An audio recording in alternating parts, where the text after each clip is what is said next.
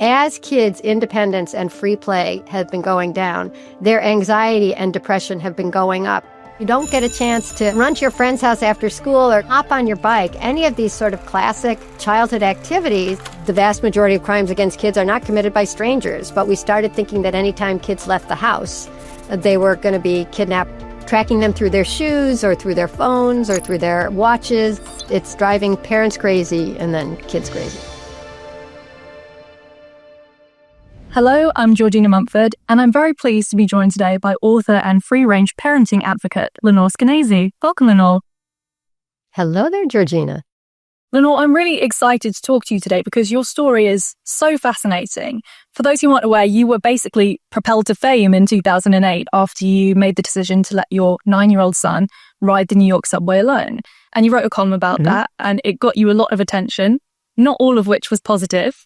So for people who aren't aware of that incident, could you explain a bit about why you made that decision and what the fallout afterwards was like? Oh, sure. Well, first of all, we live in New York City, so we're on the subways all the time. And I have 2 sons, and the younger son was more fascinated by public transit than the older one. And he started asking me and my husband if we would take him someplace he'd never been before and let him find his own way home by subway. And long story short is we said yes.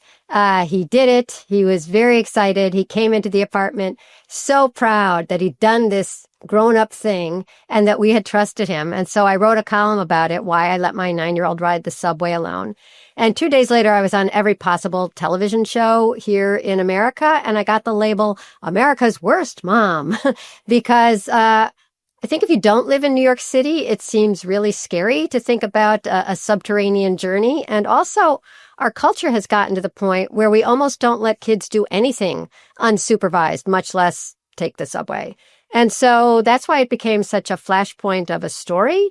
And that's when I started the blog Free Range Kids. Then I wrote the book Free Range Kids. And now I run a nonprofit called Let Grow. And it's always been the same thing, trying to make our culture believe in kids a little more and give them a little more independence in our very overstructured, overprotected, overarching times when kids are allowed to do very, very little on their own. And I can give you statistics when you want them. And since then, you've spoken out frequently against helicopter parenting. I guess to ask the obvious question, what is helicopter parenting and what kind of an effect does it have on children? Oh, thank you. First of all, I don't speak out against helicopter parenting because I feel like you have almost no choice but to helicopter in these very cautious, very worried times. I feel like we live in this culture of fear. So helicopter parenting got the name because it's the idea of a parent overseeing, always watching whatever their kid is doing. But to give parents a break, I have to say that the culture makes them do this. I mean, recently I was writing about a parent in Michigan who had written to me that her 7-year-old gets off the bus in the afternoon and he has to walk past 4 homes to get to theirs. So that takes, a couple minutes, if that. And the school will not let him get off the bus. Nobody until, I guess, 2nd or 3rd grade here can get off the bus without an adult waiting there to walk them home. So even if you don't want a helicopter parent, you're stuck in that mode. And there are so many other things like that. In America, we used to have the bell in the morning. We called it the arrival bell. And in the afternoon, it was dismissal. I don't know if you call it those same words. But here, at least, the words themselves have changed to drop off and pick up. Because the assumption is that there's always an adult there dropping the kid off like a package, and then picking them up. So the agency of the kid has just evaporated into the ether. And the idea that you would let your kid walk home or walk to school, some schools don't even allow that. And so there's this culture that has accreted where less and less kids are allowed to do anything on their own. And the statistics that we did a study over the summer, a big survey, are shocking that most kids age 8 to 12 have rarely or never walked around their neighborhoods on their own without an adult. And most kids, the same ages, 8 to 12, don't even think that they're allowed to be in public on their own. And about 50% of kids that age, I think it was 50%, have never walked to another aisle at the grocery on their own. And so it's really, it has just become abnormal to trust your kids to do anything. I was reading another study, and this was from 10 years ago, that found that what age do you think kids should be allowed to play by themselves at the park? What age do you think the average American said? 10 or 11? Higher? Mm-hmm. 14. Yes. Wow. 14, they're not playing at the park anymore. I mean, they can't even fit on the swings at that age. And so there's just this real mismatch. The last statistic I'll give you is that our study over the summer asked parents, what do you think would happen if 2 10-year-olds were playing at the park unsupervised? And 50% of the parents said they were likely to be kidnapped, which is off by a factor of 1 million, And so when there's this mismatch between what we think kids can do safely or successfully on their own and what they can really do, we start clamping down on them. And so you were asking, what is the impact of this overprotective, wildly terrified culture on kids? And the impact is a lot of anxiety and depression. And lately, we've been talking about that a lot with kids because in our country, at least, it is a big mental health issue, right? I mean, kids are really feeling sort of passive, I would say, and almost glum.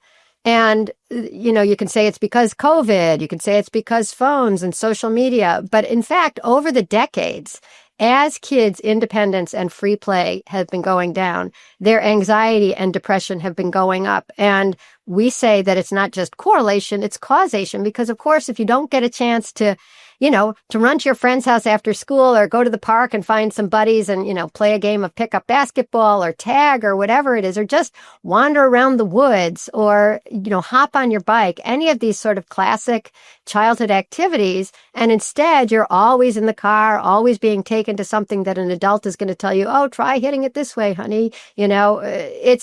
It is, you don't have much control over your life, even though it's an enriched life. It's missing something, which is that joy of figuring things out on your own and making things happen and making your friends and exploring. And so the impact is a generation that does seem anxious. And really, my word is passive. I feel like the starch has been taken out of them by always wondering, like, well, what are we doing today? And how am I supposed to do it? And will you get me there? And are we done yet? The statistic you mentioned is so interesting. Obviously, just a generation ago, this was so different. My parents' generation would have played in the streets all the time. So I wonder how we've gone from that to this climate of fear that we have now. Yeah, I puzzle over that a lot. And I have 4 quick reasons I'll run us through, and then a sort of deeper one that I think is probably the biggie. The biggest of the normal, obvious reasons is that the media played much less role, a smaller role when your parents were growing up. They didn't have a 24/7 news cycle. Cable television only came in the 80s. In America, when cable television came in, also the concept of stranger danger sort of took hold. And we used to put pictures of missing children on the milk cartons. So people in the 80s who were, parents at this point, were growing up thinking that children were being, snatched off the streets right and left. And the problem with this stranger danger obsession is that the vast majority of crimes against kids are not committed by strangers. But we started thinking that anytime kids left the house, they were going to be kidnapped by a guy. In America, we're always afraid of the guy in the white van. I don't know if you have that same fear. Anyway, so the media became much more intense and obsessed with the idea of predators. We have a very litigious culture here, and so you start thinking like a lawyer. Is that safe enough? We have experts always publishing articles and books telling you you're doing it wrong. Here's exactly how to do it right. And if you don't do it right, all bets are off. Your kid is going to end up, dumb, fat, slow, and unemployed. And then we also have a marketplace, which I like, but the marketplace knows that there's no easier dollar to extract than the dollar of a worried parent that you can say, well, something terrible could happen, but here's what you buy to prevent it. And, I should have had it next to me. Do you have the company Skechers? Do you have Skechers, gym shoes, tennis shoes, and whatever you call them, trainers over there? Well, now Skechers sells shoes for kids that are called Find My Skechers. And you can lift up the insole and insert an air tag and then hide it underneath the insole again so that you always know where your kid is. And what that implants in us is the idea that a child walking outside without being tracked all the time is less safe than one who is being tracked, which leads me to this ineffable fifth thing that I think is going on, which is that we have so many touch points with our kids these days, so many ways of knowing exactly what is going on in their lives, whether we're tracking them through their shoes or through their phones or through their watches. There's an item called the Gizmo Watch for children, maybe popular there too, which not only tracks the child, which not only allows the child to call you, whenever they need you, but also allows the parent to press a button. Say you call your kid and they don't answer. Why not? Are they in a trunk? Are they being kidnapped? I better find out. You press a button and you can literally listen in on whatever they're saying. So it's a bug. It's a listening device that, used to be used by the Soviet Union and America against each other. And now it's just a watch that you put on your kid that they can't take off. And between that and the portals that schools have that tell you instantly the grade that your kids got on their most recent Spanish quiz, and they tell you often your child's behavior that day.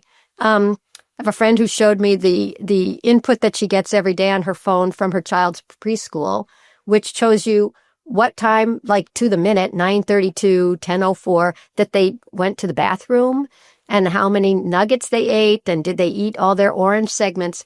And you have this tsunami of information coming at you. And it's sort of like you used to get granular information when kids were very ill. Like if you were in the neonatal intensive care unit, of course you'd want to know their temperature and how many times they peed and, what is their heart rate.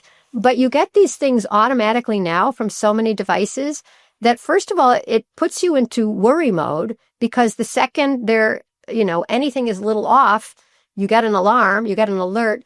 And then it also gets you used to always being in control, right? You always know exactly what your kid is doing. So the idea of them wandering in the woods for an afternoon without you being able to track them or see them starts seeming unthinkable because it is now an opt-out rather than opt-in. You must opt out of constant surveillance.